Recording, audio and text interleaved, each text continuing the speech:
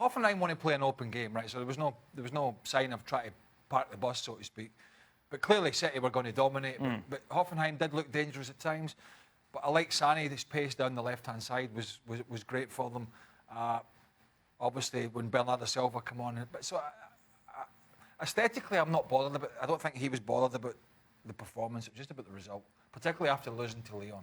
Do you think that they should just bring in VAR in the knockout stages? Obviously, they announced this week that they're going to bring it in next year.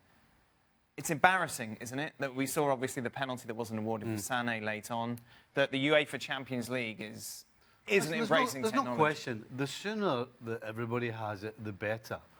Regardless. It clearly makes a difference, and it almost cost City this tie. But the referee, in my opinion, was the guy that almost cost City this tie. Some of the decisions he made, I thought were ridiculous. And the worst of all being the penalty that he never gave. And by the way, you said about City defensively, this isn't new. Regardless of them winning the Premier League last year, they've always looked vulnerable. They still look vulnerable. But they're Champions League favourites, remember? But that's why they shouldn't be. Yeah. There's no reason to have them Champions League favourites. So, listen, any team that gets to that back, whether it's 3 or 4, will cause them problems because they're just not great defensively. You would think that a team that lost at home to Lyon and now they're going to Hoffenheim, okay, look, this is the sort of game where we're going to get everything right. A minute in, you're down 1-0. Yeah. It's a good reaction with Manchester City, but it's also a wake-up call and say, look, man, we got to get ourselves going in this competition. Marcus Rashford needs to get more game time. He's the one guy. He's a young guy with pace who's prepared to try things.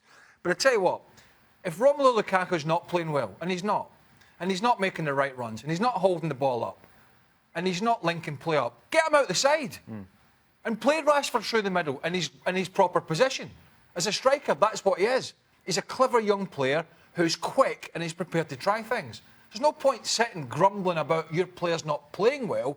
If a striker's not playing well, as Ali knows, then you're at jeopardy. If you're not scoring and somebody else has got a bit of quality, as Rashford has, then get him in the side and get him out.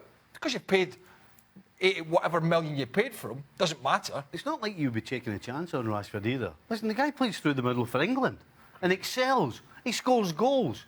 He's a difference maker. But yet it comes back to United, who are struggling, and he's either sitting on the bench or he's away out on the left-hand side. Well, more to the point, it's the fact that Manchester United, they're not doing well. So if they're not doing well, then you, as a manager, this is when you make changes. This is when you impact the team. This is why you get paid money, to recognize, okay, this guy is not doing the job for me. How can I get the best out of my team? This guy right now is not part of the picture. Then you put in somebody else who can do the job. But these things are not happening for Manchester United, and they're not happening for Jose Mourinho. When he's asked a question about Champions League and what have you, and he starts talking about what they did last year, what is that all about? What is he talking about? What is this conversation about? Yeah. Why do I need to know what happened last year? I don't care, nor should he. Because the truth of the matter is that doesn't do anything to win games right now. And right now, they're struggling to win games against anybody.